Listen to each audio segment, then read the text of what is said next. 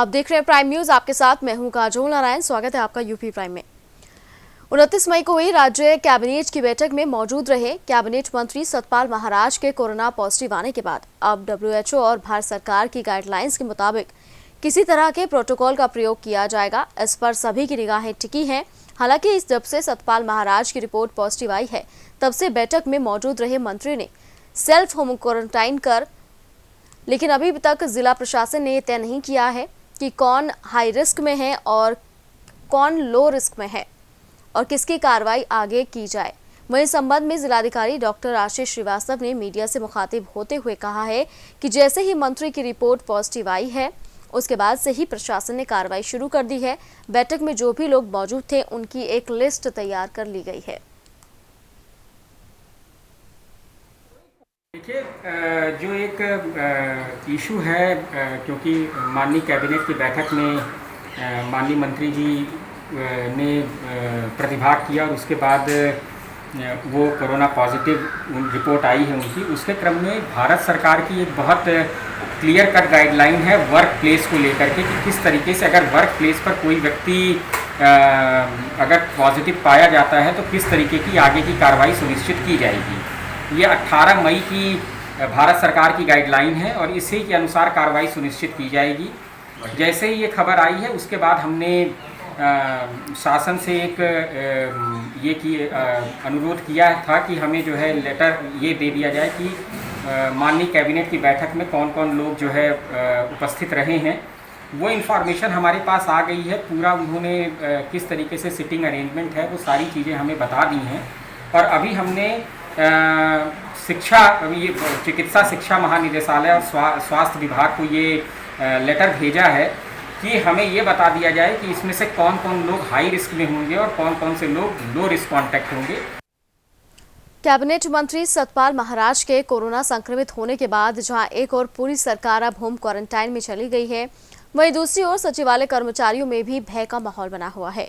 इस संबंध में सचिवालय संघ के अध्यक्ष दीपक जोशी ने जब कैबिनेट की बैठक में आने वाले मंत्रियों और सचिवों को होम क्वारंटाइन किया गया, तब से उन्हें संबंधित कर्मचारियों की सेहत के साथ खिलवाड़ क्यों किया जा रहा है, उनको काम पर क्यों बुलाया जा रहा है। इसी के साथ जोशी ने यह भी कहा कि आज से सचिवालय कर्मचारी आगामी 3 दिनों तक सेल्फ होम क्वारंटाइन में रहेंगे और सरकार से उम्मीद करेंगे कि सचिवालय को 1 सप्ताह के लिए बंद कर दिया जाए।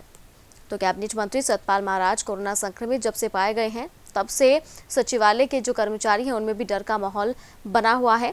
साथ ही साथ ये अपील की जा रही है, सरकार से गुहार लगाई जा रही है कि सचिवालय को 1 सप्ताह के लिए बंद कर दिया जाए। जोशी जी, सचिवालय में कामकाज की आज क्या स्थिति है? देखिए, क्वारंटाइन पॉजिटिव पाए जाने पर माननीय मंत्री जी के बाद ये स्थिति उत्पन्न हुई है कि सचिवालय के तमाम अधिकारी कर्मचारी भी आशंकित हैं और हम लोगों ने इस संबंध में कल सक्षम अधिकारियों से वार्ता की और ये उम्मीद की थी कि वो इसका कुछ हल निकालेंगे और कर्मचारियों में जो एक भय का वातावरण है उसे शांत करेंगे। लेकिन दुर्भाग्य, एक तरफ राज्य सरकार के स्तर पर सभी मंत्रिमंडल के सदस्यों को होम क्वारंटाइन किया गया, वहीं दूसरी तरफ कर्मचारियों को यहाँ मजबूरन जोक दिया गया है और कहीं ना कहीं कर्मचारी को सूद लेते हुए हम लोगों ने निर्णय लिया है कि सचिवालय 3 दिन के लिए बंद रहेगा फिलहाल, और इस 3 दिनों में सभी लोग होम क्वारंटाइन रहेंगे और सरकार से उम्मीद करेंगे कि सरकार इस पर कोई निर्णय ले और 1 हफ्ते के लिए सचिवालय को पूर्णतः बंद करे, ताकि इस बीच जो ये संक्रमण की आशंका बढ़ रही है उसे उसकी निजात मिले। और कैबिनेट मंत्री सतपाल महाराज के परिवार समेत आवास पर काम करने वाले 22 लोगों में कोरोना पॉजिटिव आने के बाद स्वास्थ्य विभाग में हड़कंप मचा हुआ है। भागीरथी जंगपानी ने कहा है कि मंत्री के यहां पर रूटीन जांच कराने के लिए स्वास्थ्य परीक्षण के लिए डॉक्टरों की टीम गई थी। उस समय पता नहीं था कि मंत्री जी कोरोना पॉजिटिव हैं। कल ही उनकी रिपोर्ट कोरोना पॉजिटिव आई है। 5 लोगों की टीम वहां पर गई थी। सभी को होम क्वारंटाइन करने के आदेश जारी किए गए हैं और उनकी भी जाँच के लिए सैंपल ले लिए गए हैं। मंत्री जी ने बुलाया था उनको, डॉक्टर को और 2 फार्मासिस्ट को स्वास्थ्य परीक्षण के लिए। तो उस समय पता ही था कि नेगेटिव पॉजिटिव है ना, तो कल ही पता चला कि उनका मंत्री जी का भी है और अमृता मैम का भी, दोनों का पॉजिटिव रिपोर्ट आई है। तो हमने जो है अभी लेटर बनाया, उनको क्वारंटीन करेंगे हम, होम क्वारंटीन 14 डेज का, और उनके सैंपल भी भिजवाएंगे कल। पर्यटन मंत्री सतपाल महाराज के परिवार समेत आवास में 22 लोग कोरोना पॉजिटिव पाए जाने के बाद मुख्यमंत्री समेत कई मंत्री सेल्फ क्वारंटाइन हो गए हैं। इसका ठीकरा कांग्रेस ने त्रिवेंद्र सरकार पर फोड़ा है। कांग्रेस प्रदेश उपाध्यक्ष ने कहा है कि प्रदेश सरकार का सिस्टम आईसीयू में पहुंच गया है, वेंटिलेटर पर ना जाए इसके लिए भगवान से दुआ करता हूं। उन्होंने कहा कि सेनापति भाग गए हैं और अब प्रदेश की हालत कैसे ठीक होगी।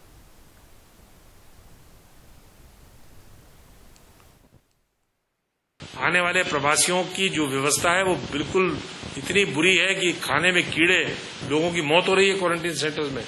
ईश्वर करे उत्तराखंड को बचाएं। और ये सरकार भारतीय जनता पार्टी की ये केवल श्रेय लेने की लड़ाई लड़ती रही, जिसके कारण आज ये नतीजा प्रदेश को भुगतना पड़ा।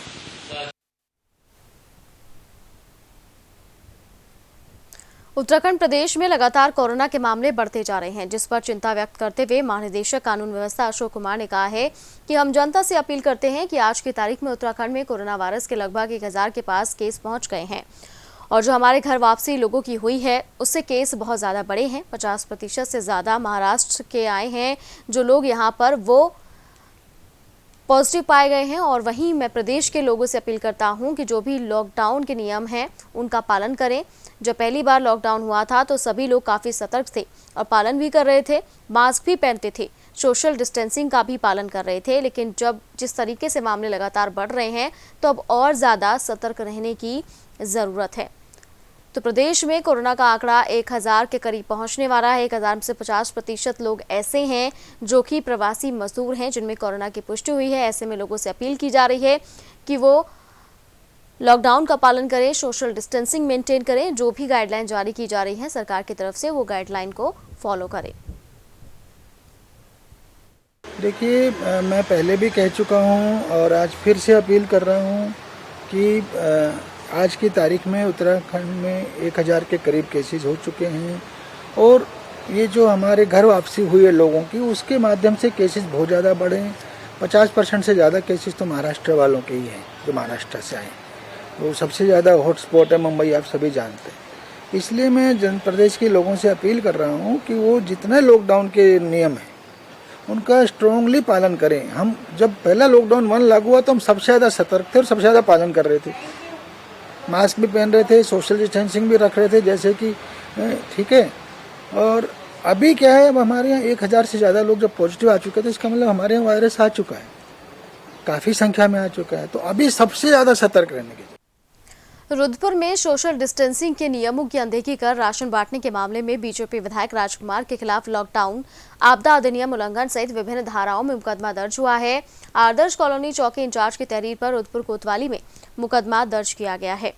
तो विधायक सहित 100 से ज्यादा लोगों पर मुकदमा दर्ज हुआ है। आपको बता दें कि इन्होंने राशन बांटा था, लेकिन यहाँ पर सोशल डिस्टेंसिंग के जो नियम हैं उनकी अनदेखी की गई और इसी वजह से उन पर केस दर्ज हुआ है। 100 से ज्यादा लोग बताए जा रहे हैं विधायक समेत जिन पर केस दर्ज हुआ है।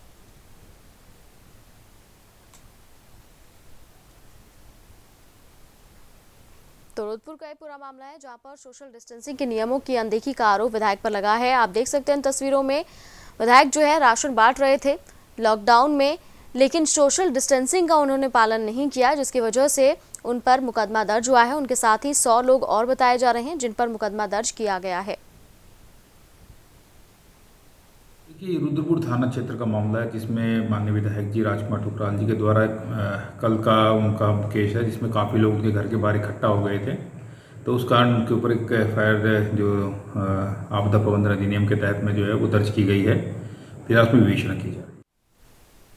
रिवर्स माइग्रेशन के कारण वापस आने अपने घरों को लौटकर आए प्रवासियों को रोजगार से जोड़ने के लिए सरकार तरह तरह के कार्यक्रमों का आयोजन कर रही है, जिसके तहत शासन से प्रशासन तक इस कार्य में जुटा हुआ है। प्रवासियों को रोजगार से जोड़ने के लिए चंपावत जिला प्रशासन द्वारा स्वरोजगार प्रकोष्ठ की स्थापना की गई है। प्रकोष्ठ के तहत ग्राम विकास, उद्योग, पर्यटन सेवा योजन, कृषि उद्यान, बैंकर सहित 8 विभागों को जोड़कर एक समूह का गठन किया गया है। इसके तहत न्याय पंचायत स्तर पर नोडल के माध्यम से प्रवासियों का डेटाबेस तैयार कर उनके कौशल विकास के आधार पर स्वरोजगार से जोड़ने के लिए प्रेरित किया जाएगा। इसके लिए एक हेल्पलाइन नंबर भी जारी किया गया है। तो प्रवासियों को रोजगार से जोड़ने की कोशिश तमाम की जा रही है। प्रदेश सरकार की तरफ से प्रशासन और शासन कोशिश कर रहा है तमाम, मेहनत कर रहा है कि 8 विभागों को जोड़कर इस समूह का गठन किया जाए ताकि जो प्रवासी मजदूर यहां पहुंच रहे हैं वो अपना भरण पोषण प्रदेश में ही कर सकें और स्वरोजगार वो कर सके।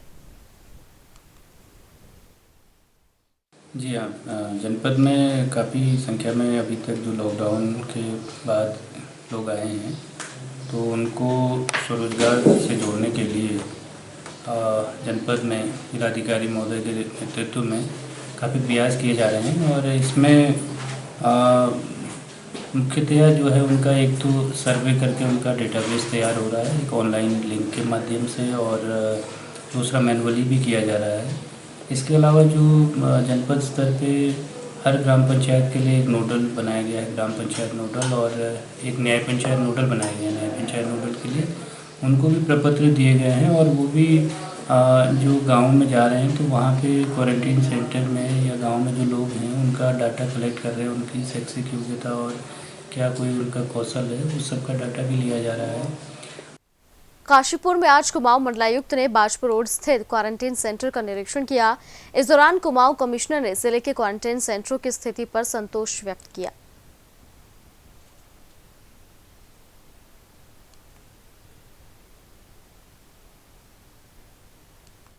जायजा लेने निकले नहीं, अच्छी स्थिति है। यद्यपि अभी हाई कोर्ट ने भी अपने एक नई इंडिपेंडेंट एजेंसी के रूप में उनके अधिकारियों के द्वारा भी जांच की जा रही है, उनकी भी रिपोर्ट्स अभी अवेटेड हैं। लेकिन बाय एंड लार्ज अगर डिस्ट्रिक्ट्स को हम लोगों ने समीक्षा करी है, पर्याप्त संख्या में बेड्स हैं, पर्याप्त व्यवस्थाएं हैं। हम लोगों ने even zonal magistrates, district magistrate लगा रखे हैं, अलग अलग जोन में वो लोग रेगुलर मॉनिटरिंग कर रहे हैं। जो फील्ड लेवल के ऑफिशियल्स हैं उनको भी लगा रखा है कोऑर्डिनेशन के लिए, ताकि अगर रूरल एरिया में क्वारंटीन सेंटर्स हैं तो प्रधान साहबान को कोई दिक्कत ना हो, उनकी बातें प्रशासन तक पहुँचे समय से, और जो भी समस्या हैं अगर इंगित की जाती हैं तो उनका निराकरण हो जाए। सितारगंज की सेंट्रल जेल में भी कोरोना ने दस्तक दे दी है। जेल में पहले सैंपल में 2 और दूसरे सैंपल की रिपोर्ट में 3 और कैदियों की रिपोर्ट कोरोना पॉजिटिव आई है, यानी जेल में 5 कैदियों की रिपोर्ट कोरोना पॉजिटिव आई है, जिससे जेल प्रशासन और कैदियों में हड़कंप मचा हुआ है। हालांकि सभी कैदियों को अस्पताल में भर्ती कराया है, वहीं पूरे जेल को भी सैनिटाइज करवाने का काम जल्द ही शुरू करवा दिया जाएगा।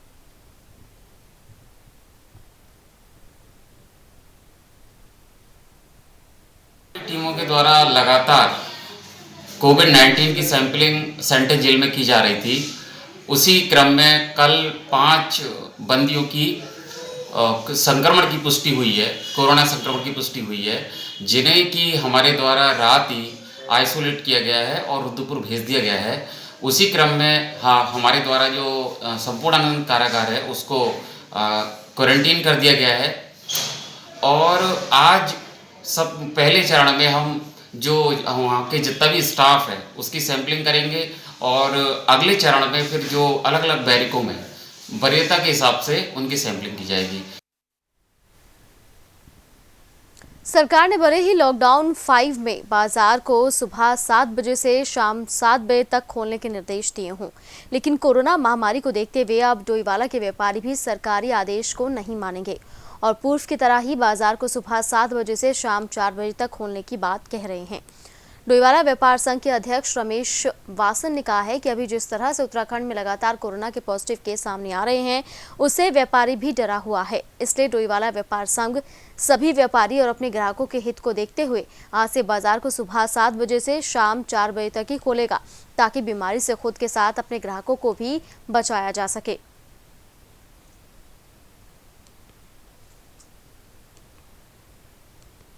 हम तो ऑफिस के पास गए थे, हमने उनसे बात की थी। हमने कहा था जी सर ये जो भयंकर रूप से लेती जा रही है बीमारी, इसको देखते हुए आप जो है समय जो है इसको 7 बजे से 2 बजे तक का करने का कष्ट करें। अच्छा, तो हमने विनती की उनसे, तो उन्होंने हमें ये कहा कि हम जो है इसमें कुछ कर सकते हैं। आज हमने जो पेपर पढ़े तो उसमें ये लिखा था 7 से 7 टिकट है, और इसमें जो है दुकानदार को भी खतरा है और दुकानदारों को भी खतरा है, कस्टमर को भी खतरा है, ग्राहक को भी। तो इसको देखते हुए हमारी दुकानदारों से भी यही अपील है कि वो 2 बजे तक नहीं तो ज़्यादा 3 बजे तक अपनी दुकानें बंद करें। लॉकडाउन में फंसे उत्तराखंड के यात्रियों को पहली ट्रेन रुड़की लेकर पहुंची। रुड़की स्टेशन पर यात्रियों को लाने वाली ये पहली ट्रेन थी जिसमें 32 यात्रियों को रुड़की रेलवे स्टेशन पर उतारा गया। इन यात्रियों में अधिकांश यात्री रुड़की के निवासी हैं, जबकि कुछ यात्री अन्य जनपदों के हैं, जिन्हें फास्ट क्वारंटाइन के बाद उनके निजी वाहनों से उनके जनपद भेजा जाएगा। इस दौरान प्रशासनिक अधिकारियों ने रुड़की पहुंचे यात्रियों की स्क्रीनिंग कराई और सभी को होम क्वारंटाइन करने के साथ साथ सावधानी बरतने के निर्देश दिए हैं।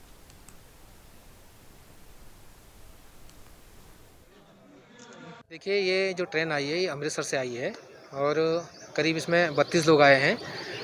मैक्सिमम लोग रुड़की के ही हैं जो होम क्वारंटाइन में जाएंगे। कुछ लोग ऐसे हैं जो अपने परिवार को लेने आए हुए हैं और जो अगली जो ट्रेन यही जो अमृतसर जाएगी तो इसमें वापस चले जाएंगे। कुछ लोग 2 लोग नगीना से आए हैं, वो अपने घर जाएंगे।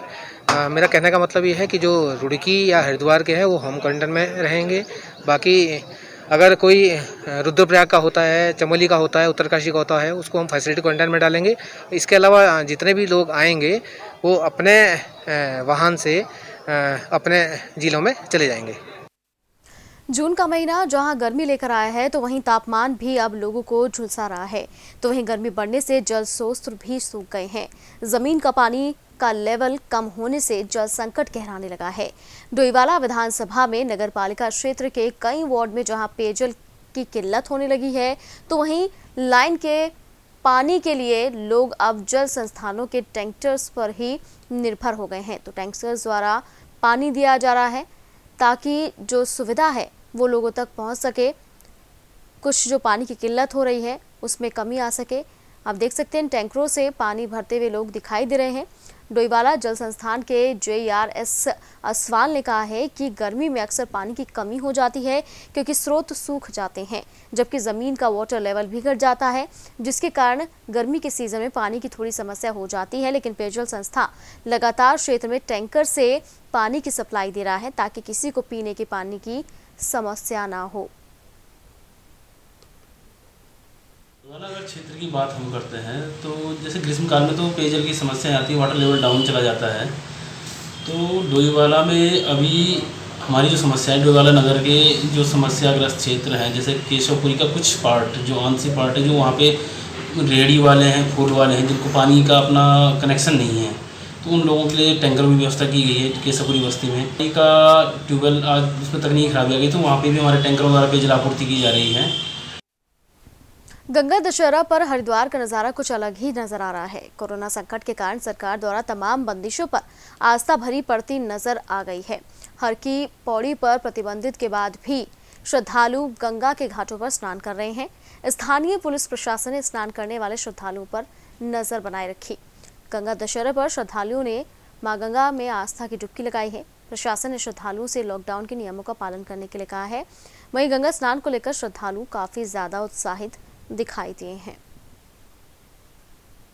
एकदम ऐसा लगा जैसे हम स्वर्ग में आ गए हों और सीधे स्नान हमने यहीं आके किए हैं और ये अपने आप में एक अनूठा अनुभव भी था और कोई हमारा विशेष कार्य था। हमारे नाना जी का स्वर्गवास हुआ था, उसके अस्थि विसर्जन के लिए आए थे, तो वो कार्यक्रम भी अच्छे से सफल हुआ और यहाँ आके नहाने के बाद एक अच्छा पुण्य एहसास हमारे हुआ और वही साथ हम लेके जाएंगे हमारी यादों के साथ।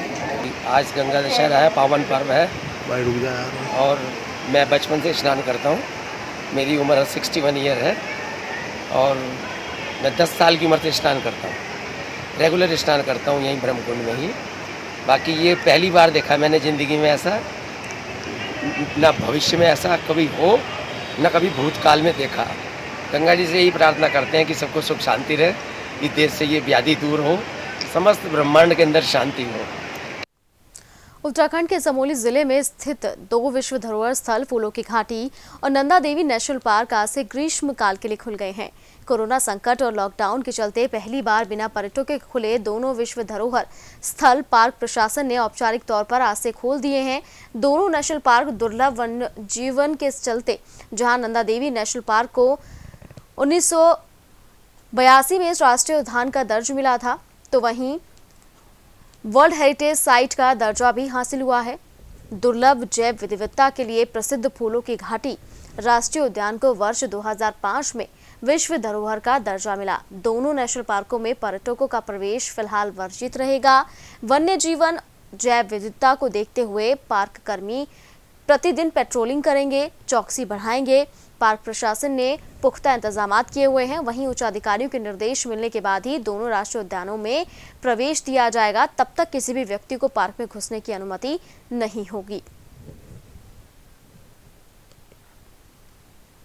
श्रीनगर में अलकनंदा नदी में खनन पट्टा धारक ने टिहरी जनपद में खनन पट्टा लेकर पौड़ी जनपद की सीमा में दाखिल होकर 5 पोकलैंड मशीनें लगाकर हजारों टन अवैध खनन कर डाला, जिससे आसपास की बस्तियों में भूस्खलन का खतरा पैदा हो गया है।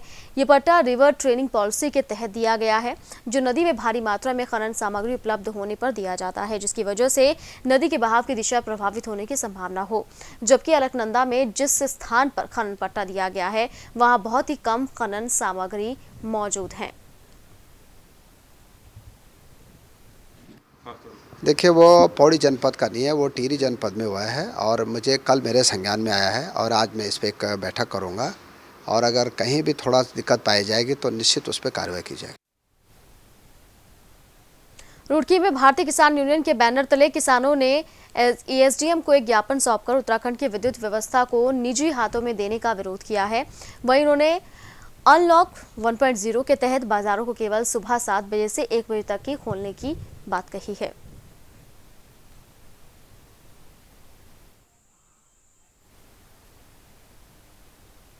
और यूके प्राइम में फिलहाल के लिए इतना ही। देश और दुनिया की तमाम बड़ी खबरों के लिए आप देखते रहिए प्राइम न्यूज़।